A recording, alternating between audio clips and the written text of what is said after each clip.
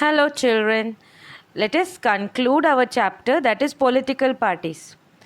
Let us begin again with the same sentence. Political parties are the most visible institutions of democracy. അല്ലേ? ഡെമോക്രസീനെ പറ്റി പറയുമ്പം first political പാർട്ടീസാണ് നമ്മൾ മനസ്സിൽ വരുന്നത്.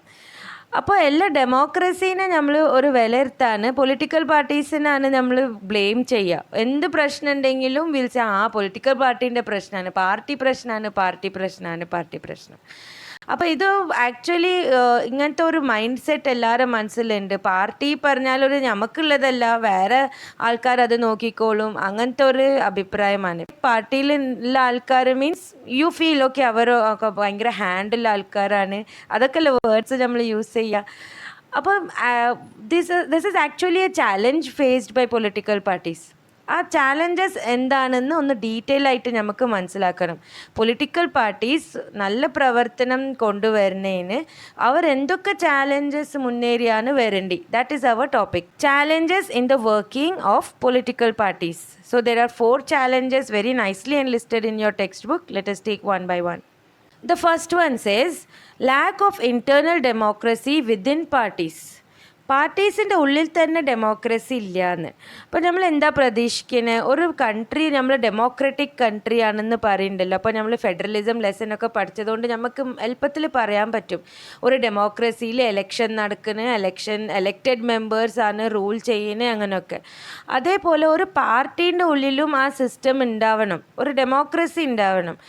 But then the most big challenge that our political parties face is that there is no such democracy. അങ്ങനത്തെ ഒരു democratic practice പാർട്ടീൻ്റെ ഉള്ളിൽ നടക്കുന്നില്ല. Power is concentrated in the hands of top leaders. ഒരു പാർട്ടീൻ്റെ top leaders ഉണ്ടാവുമല്ലോ, അവരാണ് full തീരുമാനങ്ങൾ എടുക്കുക. അപ്പോൾ ഒരു പാർട്ടീൻ്റെ പേര് പറയുകയാണെങ്കിൽ അവരുടെ ടോപ്പ് ലീഡേഴ്സാണ് എന്താ ചെയ്യേണ്ടി, നെക്സ്റ്റ് എന്താ ചെയ്യേണ്ടി ഒക്കെ അവരാണ് തീരുമാനിക്കുക. Ordinary members of the party have limited role in the happenings inside the party. ഇപ്പോൾ ഒരു പാർട്ടി എന്ന് പറഞ്ഞാൽ അതിന് തോന അംഗങ്ങളുണ്ടാവും. For example, if you are talking about national parties അവരുടെ full branches all over the country ഉണ്ട്. അപ്പോൾ ഓരോ ബ്രാഞ്ചിന് ഓരോ മാനേജർ ഉണ്ടാവും. അപ്പോൾ ആ മാനേജറിനെ സഹായിക്കാൻ കുറേ ആൾക്കാർ, പിന്നെ എന്തെങ്കിലും ഒരു റാലി എന്തെങ്കിലും സംഘടിപ്പിക്കണമെങ്കിൽ സപ്പോർട്ടേഴ്സായിട്ട് കുറേ ആൾക്കാർ. അപ്പോൾ അങ്ങനെ ഈ ആൾക്കാരൊക്കെ ഒരു ഫോമൊക്കെ ഫില്ല് ചെയ്ത് പാർട്ടിയിലേക്ക് ചെയ്യുക. നിങ്ങൾക്ക് താല്പര്യമില്ല പാർട്ടിയിൽ, നിങ്ങൾക്ക് പോയി ചേരാം, ഒരു ഫോമൊക്കെ ഫില്ല് ചെയ്ത് you can get yourself registered into the parties. But then നിങ്ങളൊരു പാർട്ടീൻ്റെ അംഗമായിട്ടും you don't know what the party is going to decide, what is going to happen, nothing you come to know about, because you are an ordinary person in the party. Only the top shots will know what is happening, okay, what is the decisions being made. അതൊക്കെ അവർക്കേ പറയാൻ പറ്റുള്ളൂ. അപ്പോൾ അത് ഭയങ്കര ഒരു ചാലഞ്ചാണ്. ശരിക്കും democracy ഇല്ലാതാവാനുള്ള main കാരണം അതന്നെയാണ്. Personal loyalty to the leader becomes more important than loyalty to party principles. ഇപ്പോൾ ഇങ്ങനെ പുതിയതായിട്ട് ഒരു ചേർന്നെന്ന് വിചാരിച്ചു. ഇപ്പോൾ ഒരു പാർട്ടി ജോയിൻ ചെയ്തപ്പം he is just an ordinary member of the party. No, he sees that as his career. Okay, he wants to grow and reach to the high level being a party political leader. That's and all his ambitions. Okay, അവൻ്റെ ഡ്രീമാണ് ഒരു political leader ആവണമെന്ന്. അപ്പോൾ ഒരു leader ആവണമെങ്കിൽ അവനക്ക് ഇഷ്ടപ്പെട്ട അഭിപ്രായമൊക്കെ യോജിക്കുന്ന ഒരു പാർട്ടി പോയി അവൻ ജോയിൻ ചെയ്തു. പക്ഷേ ജോയിൻ ചെയ്തപ്പോൾ എന്താ കാണുന്നത്? ഒന്നും അവൻ അറിയണില്ല, അവിടെ എന്താ ഡിസിഷൻ നടക്കുന്നത്, ഒന്നും ആരോട് ഡിസ്കസ് ചെയ്യുന്നില്ല. ഈ ലീഡേഴ്സ് എന്നാണ് ഒക്കെ ചെയ്യുന്നത്. അപ്പോൾ ഇവൻ ആ പാർട്ടി ജോയിൻ ചെയ്യാനുള്ള കാരണം എന്തായിരുന്നു? ആ പാർട്ടീൻ്റെ ആദർശങ്ങളൊക്കെ ഇവനെ നല്ല അട്രാക്റ്റ് ചെയ്തിട്ടുണ്ട്. ആ പാർട്ടീൻ്റെ മാനിഫെസ്റ്റോ ഒക്കെ വായിച്ച് ഇത് ശരിയാണ്, ഇതാണ് ശരി, ഇങ്ങനെയാണ് നമ്മൾ പൊളിറ്റിക്സ് നടത്തേണ്ടതെന്നൊക്കെ വിചാരിച്ച് ആ പാർട്ടിയിലേക്ക് ജോയിൻ ചെയ്ത്, പാർട്ടീൻ്റെ പോളിസി ഇഷ്ടപ്പെട്ടിട്ട് പാർട്ടിയിലേക്ക് ജോയിൻ ചെയ്ത്. പക്ഷേ ജോയിൻ ചെയ്തപ്പോൾ എന്താ അറിഞ്ഞത്? ഈ ബിഗ് ഷോട്ട്സ് ആണ് ഒക്കെ പാർട്ടീനെ മുന്നോട്ട് കൊണ്ടുപോകണത്. അപ്പോൾ ഇവർ ഒന്ന് സോപ്പിട്ട് കയ്യിലാക്കിയാൽ നമുക്ക് ഇവരെ കൂടെ തന്നെ ഇങ്ങനെ നിന്ന് വലുതാവാൻ പറ്റും. അപ്പോൾ നെക്സ്റ്റ് എന്താണ്? ഈ പാർട്ടീൻ്റെ പോളിസീസൊക്കെ മറന്ന് ഈ പാർട്ടി ലീഡേഴ്സിനെ സോപ്പിടാൻ നടന്ന് ആ പാർട്ടി ലീഡേഴ്സ് പറയുന്ന മാതിരി അത് റൂൾസ് പ്രകാരം ഓക്കെ ആണോ ഇല്ല അതൊന്നും അനുസരിക്കാതെ പാർട്ടി ലീഡേഴ്സിനെ മയക്കാൻ വേണ്ടി അവരുടെ കൂടെ തന്നെ അവർ പറയുന്നതൊക്കെ ശരി ആ ആറ്റിറ്റ്യൂഡ് വെച്ച് നടക്കുക. ഓക്കെ, അപ്പോൾ അങ്ങനെയാണ് ഇപ്പോൾ സംഭവിക്കുന്നത്. ഇപ്പോൾ ആൾക്കാരൊക്കെ more than loyalty to the party laws, they they show loyalty to the party leaders. അപ്പോൾ that is one reason why there is no democracy inside the party. അപ്പോൾ ഇതൊരു മേജർ ചാലഞ്ചാണ്. ഈ പൊളിറ്റിക്കൽ പാർട്ടീസിൻ്റെ നല്ല ഫങ്ഷനിങ്ങിന് ഒരു തടസ്സമാണ് ഈ പോയിന്റ്. നെക്സ്റ്റ് പോയിന്റ് നമ്മൾ കാണുന്നത് that is dynastic succession. ഇപ്പോൾ ഒരു രാജാവ് വന്ന് ഒരു ഭരണം ഏറ്റെടുത്ത് ഒരു രാജാവാണെങ്കിൽ നെക്സ്റ്റ് എന്താവും, ആ രാജാവിൻ്റെ മകൻ എന്നാണ് രാജാവായിട്ട് വരിക. അതൊക്കെ മൊനാർക്കിയിൽ നടക്കുന്ന സംഭവമാണ്. പക്ഷേ ഇപ്പോഴത്തെ പൊളിറ്റിക്കൽ പാർട്ടീസിലും ആ ട്രെൻഡ് ഉണ്ട്. ഇപ്പം if the father is the big shot, okay, is the father is the leader of a political party, അപ്പോൾ ആ മകൻ ഫാദറിൻ്റെ son, and if that son ഒന്നും ആ പൊളിറ്റിക്സ് പഠിച്ചിട്ട് തന്നെ ഇല്ല, പോയി റൂൾസ് ആൻഡ് റെഗുലേഷൻ കോൺസ്റ്റിറ്റ്യൂഷൻ്റെ ഡെഫിനേഷൻ തന്നെ അറിയില്ല, അങ്ങനത്തെ സണ്ണും bright future is there that he will also get a chance to become the party president. Okay, how is that? Because ഈ ബിഗ് ഷോട്ട്സാണ് തീരുമാനിക്കാൻ പോണേ ആരാണ് നെക്സ്റ്റ് പാർട്ടിയിലേക്ക് ലീഡ് ചെയ്യാൻ വരുന്നത്. അപ്പോൾ they will opt for their own family members. So that trend is also seen. Okay, I am not naming any party as such. അതൊരു ടിപ്പാണ് കേട്ടോ, നിങ്ങൾക്കും എക്സാമിൽ ഒരു ടിപ്പാണ്, കാര്യമായിട്ട് കേട്ടോളി. ഈ പൊളിറ്റിക്സിൻ്റെ ഈ പോയിൻറ്റ്സൊക്കെ നിങ്ങൾ എക്സാമിൽ പേപ്പറിൽ എഴുതുമ്പം ഒരു പാർട്ടീൻ്റെ പേര് പറഞ്ഞ് എക്സാമ്പിൾ ഒരിക്കലും പറയണ്ട കേട്ടോ. You never know who is the examiner going to check your paper. Okay, ഇപ്പോൾ നിങ്ങളിപ്പോൾ കോൺഗ്രസിനെ പറ്റിയിട്ടൊക്കെ എഴുതി ഇങ്ങനെയാണ് അങ്ങനെയാണ്, ഫോർ എക്സാമ്പിൾ കോൺഗ്രസ്സിൽ അങ്ങനെയൊക്കെ ആക്കി, അപ്പോൾ അത് may be the reader who is examining you if that person is A Congress party member. അപ്പോൾ വെറുതെ നിങ്ങളവിടെ മാർക്ക് പോക്കാനുള്ള വഴി ഉണ്ടാക്കണ്ട കേട്ടോ.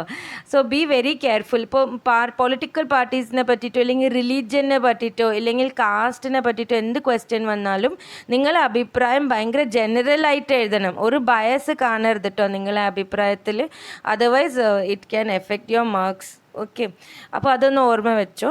അപ്പോൾ ഇതിൽ നമ്മൾ എന്താ പറയാൻ കൊണ്ടുവന്ന, ഡൈനാസ്റ്റിക് സക്സഷൻ ഒരു തടസ്സം തന്നെയാണ് നല്ല പൊളിറ്റിക്കൽ പാർട്ടീൻ്റെ വളർച്ചയിൽ.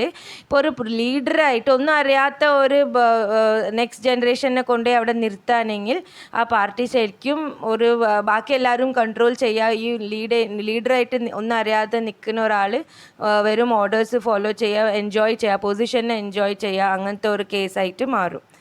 People who do not have adequate experience or popular support come to occupy position of power. Appo this is what is dynastic succession. Then you have money and muscle power. ഇപ്പോൾ ശരിക്കും ഒരു political party വന്ന് powerful ആണെന്ന് നമ്മൾ പറയുന്നത് എങ്ങനെയാണ്, അവർക്ക് വന്ന് ഇപ്പം ഒരു കാര്യം നടത്തുകയാണെങ്കിൽ അവർക്കത് എളുപ്പമാണ്. എന്തുകൊണ്ട്? അവരുടെ അടുത്ത് കുറേ പൈസ ഉണ്ടാവും, ഇല്ലെങ്കിൽ കുറേ ഗുണ്ടകൾ ഉണ്ടാവും. അപ്പോൾ muscle power mean that the people who use their masculine power to make things happen, അല്ലേ, ആൾക്കാരെ പേടിപ്പിച്ച് അവർ പറയുന്ന മാതിരി they can make people do. Okay, അപ്പോൾ പൊളിറ്റിക്കൽ പാർട്ടീസ് വന്ന് അവരുടെ ഫൈനൽ എയിം എന്താ, എലക്ഷൻ ജയിക്കണം. ആ എലക്ഷൻ ജയിച്ചിട്ട് ആ സീറ്റ് അവർക്ക് കിട്ടണം. അപ്പോൾ ഈ സീറ്റ് കിട്ടാൻ വേണ്ടിയിട്ട് അവർ എന്തും ചെയ്യും. ഓക്കെ, അപ്പോൾ അതൊരു ബാഡ് ആറ്റിറ്റ്യൂഡാണ്. Okay, that driving force to win the election, ആ ഡ്രൈവിംഗ് ഫോഴ്സ് എന്താവണം, ഞാൻ എലക്ഷനിൽ ജയിച്ച് ഞാൻ എൻ്റെ കൺട്രീനെ സൂപ്പറായിട്ട് ഗവേൺ ചെയ്യും, ആ ഒരു ഡ്രൈവിംഗ് ഫോഴ്സ് ഉണ്ടാവണം. പക്ഷേ വാട്ട് വി സീ ആക്ച്വലി, ഞാൻ എലക്ഷനിൽ നിന്ന് ഞാൻ ജയിച്ച് ഞാൻ എൻ്റെ പൊസിഷനെ സൂപ്പറായിട്ട് വിലസണം, അതാണ് ഇപ്പോഴത്തെ ആറ്റിറ്റ്യൂഡ് കാണുന്നത്. അപ്പോൾ that is actually a big challenge that political parties are facing, that they have to overcome. Otherwise they will be in front of the rest of the people, they will always be criticized. Since parties are focused only on winning elections, they tend to use shortcuts. They nominate those candidates who raise lots of money from rich people and companies. In return for these funds, the parties tend to modify policies and decisions. Sometimes parties supports criminals also. അപ്പോൾ ഇതിൽ എന്താ പറയാൻ കൊണ്ടുവരുന്നത്, ഇപ്പോൾ നല്ല rich പീപ്പിളിനൊക്കെ കുപ്പിയിലാക്കുക, വലിയ വലിയ കമ്പനീസിൻ്റെ ഓണേഴ്സിനൊക്കെ ഓരോരോ പാർട്ടിയിലത്തെ ആൾക്കാർ കുപ്പിയിലാക്കുക. അതെങ്ങനെ കുപ്പിയിലാക്കുന്നത്, അവരുടെ അടുത്ത് നിന്ന് കുറേ ഫണ്ട്സ് വാങ്ങുക, എന്നിട്ട് ഇവർ പവറിൽ വന്നാൽ ഇവരെല്ലാം ഇനി പോളിസീസും റൂൾസും റെഗുലേഷൻസും ഒക്കെ ഉണ്ടാക്കാൻ പോണേ. അപ്പോൾ അവർക്ക് അനുകൂലമായിട്ടുള്ള പോളിസീസ് ഉണ്ടാക്കുക, എന്തെങ്കിലും ഗവൺമെൻറ്റിൻ്റെ കോൺട്രാക്ട്സ് ഒക്കെ ഉണ്ടെങ്കിൽ ഇവർക്ക് പൈസ കൊടുത്ത് ഇൻഡസ്ട്രീസിന് ആ കോൺട്രാക്റ്റ് കൊടുക്കുക, അങ്ങനത്തെ ഒക്കെ ചീറ്റിംഗ് ചെയ്യുക. Okay, അപ്പോൾ that is actually using money and muscle power and defaming politics. Next you have, do not offer meaningful choices to the voters. ഇത് ശരിക്കും ഒരു കോമഡിയനാണ്. ഇപ്പം ഞാൻ നിങ്ങൾക്ക് 2 ഓപ്ഷൻ തരാണ്. നിങ്ങൾ ആർക്കാ വോട്ട് കൊടുക്കുക? 2 പാർട്ടി ഉണ്ട്. ഒരു പാർട്ടി ഫുള്ള് ചതിയന്മാരാണെങ്കിൽ ഇനിയൊരു പാർട്ടി ഫുള്ള് കള്ളന്മാരാണ്. നിങ്ങൾ ആരെ ചൂസ് ചെയ്യുക? അപ്പോൾ അങ്ങനത്തെ അവസ്ഥയാണ് ഇപ്പോൾ ഉള്ളത്, അല്ലേ? നമുക്കൊരു ഓപ്ഷൻ ഇല്ല. എല്ലാ പാർട്ടീസും ഒരേപോലെയാണ്. അവരുടെ പേരും സിമ്പിൾസും ഒക്കെ വേറെ വേറെ ഉണ്ട്, ആൾക്കാരൊക്കെ വേറെ വേറെ ഉണ്ട്. But then finally how they are going to rule the country, it seems the same. There is no change. നമുക്ക് കുറേ വർഷം ഒരു പാർട്ടി നമ്മൾ റൂൾ ചെയ്ത് അതിനെ കൊണ്ട് മടുത്ത് നമ്മൾ വേറെ പാർട്ടീനെ ചൂസ് ചെയ്താലും ആ പാർട്ടിയും അത് തന്നെ ചെയ്യാൻ പോണ്. അപ്പോൾ നമ്മളെ മുന്നിൽ ഒരു ചോയ്സ് ഇല്ല. ഓക്കെ, അപ്പോൾ ആ ചോയ്സ് ഇല്ലാത്ത കാരണം എന്താണ്? എല്ലാവർക്കും ആ ഗവേൺ ചെയ്യുന്നതിനേക്കാളും ആ പവർ കിട്ടാൻ വേണ്ടിയിട്ടുള്ള ഒരു ക്രേസാണ്. അതിനെ കൊണ്ടാണ് അവർ പൊളിറ്റിക്സിൽ നിൽക്കുന്നത്. ഓക്കെ, കൺട്രീനെ ഗവേൺ ചെയ്ത് കൺട്രീനെ മുന്നോട്ട് കൊണ്ടുവരണമെന്നുള്ള അഭിപ്രായം കുറച്ച് ആൾക്കാർക്കേ ഉള്ളൂ. Others are there just to enjoy the fame and power. Okay, in order to offer meaningful choice to the voters, parties must be significantly different. The differences between all the major parties have reduced. എല്ലാ major പാർട്ടീസും ഒരേപോലെയാണ്. അപ്പോൾ അതൊരു ചാലഞ്ചാണ്. എല്ലാ പാർട്ടീസും ഒരേപോലെയാണ്. പിന്നെ നമുക്ക് ആർക്കും vote കൊടുക്കുക. ചിലപ്പോൾ നമുക്ക് ആർക്കും വോട്ട് കൊടുക്കാൻ ഇഷ്ടമുണ്ടാവില്ല. അങ്ങനത്തെ ഒരു അവസ്ഥയും ഉണ്ട്. People find it difficult to select different leaders because the same set of leaders keep shifting from one party to another. ഇപ്പോൾ people are going to select a person. Okay, ഒരു പേഴ്സണിന് ഇഷ്ടമായിട്ട് ആ പേഴ്സണിന് വേണ്ടി വോട്ട് കൊടുക്കും. പക്ഷെ നോക്കുമ്പോൾ എന്താ, ആ പേഴ്സൺ നമ്മൾ വോട്ട് കൊടുക്കുമ്പോൾ ഒരു പാർട്ടിയിലാണ്, പിന്നെ കുറച്ച് കഴിഞ്ഞപ്പോൾ പാർട്ടി മാറിപ്പോയി. അപ്പോൾ നമ്മൾ വോട്ട് പോയത് വേറെ പാർട്ടിക്കാണ്, പക്ഷെ ആ പേഴ്സൺ വേറെ പാർട്ടിയിലാണ്. അങ്ങനത്തെ ഒരു പ്രശ്നവും വരാറുണ്ട്. അപ്പോൾ we don't have actually A choice, because നമ്മൾ ആരാ വോട്ട് ചെയ്യുന്നത് അവർ തന്നെ സ്ഥിരമില്ല ഒരു പാർട്ടിയിൽ. അപ്പോൾ these are all challenges which actually the political parties have to overcome so that they can improve their face. Okay, അതല്ലേ പൊളിറ്റിക്കൽ പാർട്ടീസ് എന്ന് കേട്ടാൽ ഒരു പാർട്ടി പ്രവർത്തകനാണെന്ന് അറിഞ്ഞാൽ we should feel some kind of respect towards him. അത് വരാനെങ്കിൽ the full party attitude should change. Okay, അപ്പോൾ these challenges they are facing. അപ്പോൾ ഇതിന് നമ്മൾ കൺട്രി കുറേ ചാലഞ്ചസിന് റിഫോം ചെയ്യണോ വേണ്ടേ, അതൊരു ക്വസ്റ്റ്യൻ തന്നെയാണ്. Reformation of political parties. ഇനി ഇതിന് നമ്മൾ ഈ ടോപ്പിക്കിലേക്ക് പോകുന്നതിന് മുന്നേ നമുക്ക് 2 കാര്യം അറിയാനുണ്ട്. പൊളിറ്റിക്കൽ പാർട്ടീസിനെ റീഫോം ചെയ്യാൻ പറ്റുമോ? That is a first question. പറ്റുമെങ്കിൽ അതിപ്പോൾ ഇതുവരെ എന്താ റീഫോം ആവാഞ്ഞേ? That is the next question. അത് റീഫോം ആയില്ലല്ലോ. Y?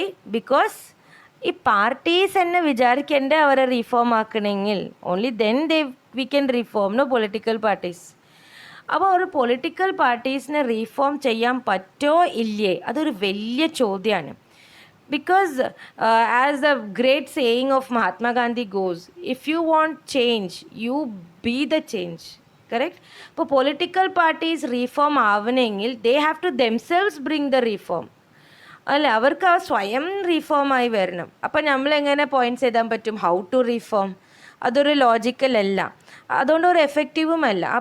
As long as political parties don't decide on their own that we are going to reform, nobody can reform them. But then still നമ്മളെ കൺട്രിയിൽ political പാർട്ടീസിനെ reform ചെയ്യാൻ വേണ്ടി കുറച്ച് സ്റ്റെപ്സൊക്കെ എടുത്തിട്ടുണ്ട്. അത് അത്ര എഫക്റ്റീവ് ആയിട്ടില്ല, എന്നാലും കുറച്ച് പെർസെൻറ്റേജ് എഫക്റ്റീവ് ആയിട്ടുണ്ട്. ഇനി കുറേ സജഷൻസ് പ്ലേസ് ചെയ്തിട്ടുണ്ട്, but then that has not been accepted yet, because it is the political parties who have to accept them, no? And then if they accept, then only it will become a law. Now political parties തന്നെ accept ചെയ്യില്ലെങ്കിൽ അത് law ആക്കാൻ പറ്റില്ല. അങ്ങനത്തെ അവസ്ഥയാണ്. ഇപ്പോൾ political parties accept ചെയ്ത കുറച്ച് reforms ഉണ്ട്, അത് നമുക്ക് പഠിക്കാനുണ്ട്. അത് പോയിന്റ് വൈസ് നോക്കാം. First is anti defection law. Elected representatives from one party change their party to become minister or for other cash rewards. This is called defection. ഇപ്പോൾ anti defection law means ഡിഫെക്ഷൻ്റെ എതിരെ ഒരു law ഇറക്കിയിട്ടുണ്ട്. അപ്പോൾ defection എന്താണെന്ന് ആദ്യം അറിഞ്ഞിരിക്കണം. ഇപ്പോൾ ഒരു political പാർട്ടീൻ്റെ ലീഡറാണ്.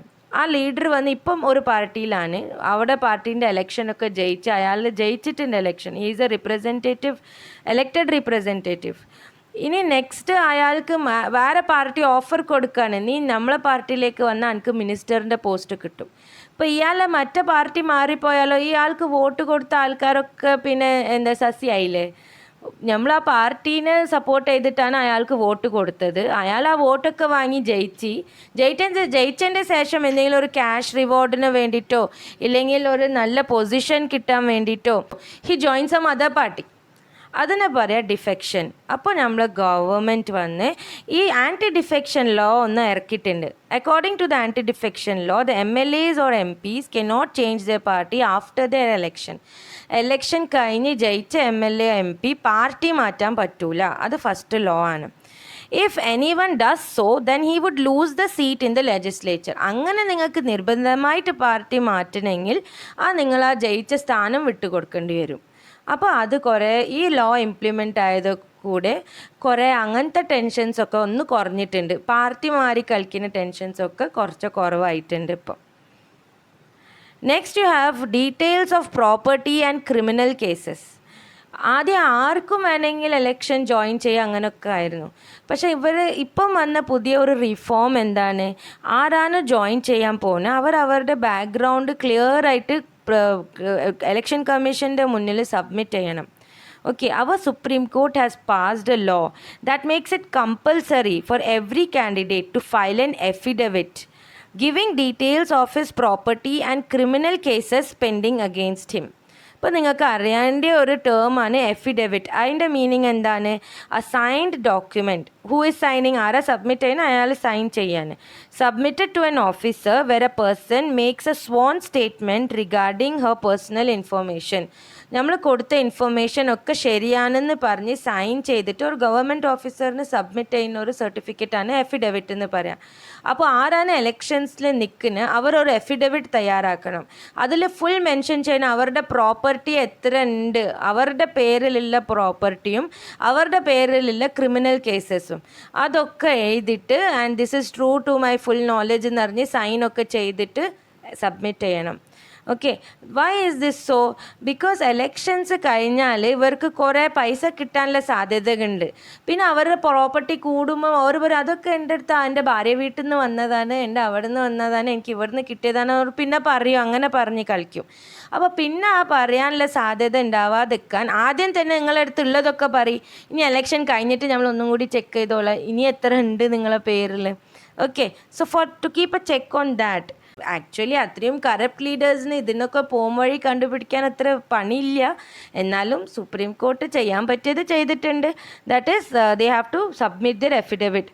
But there is no system to check if the information given by the candidate is true or not.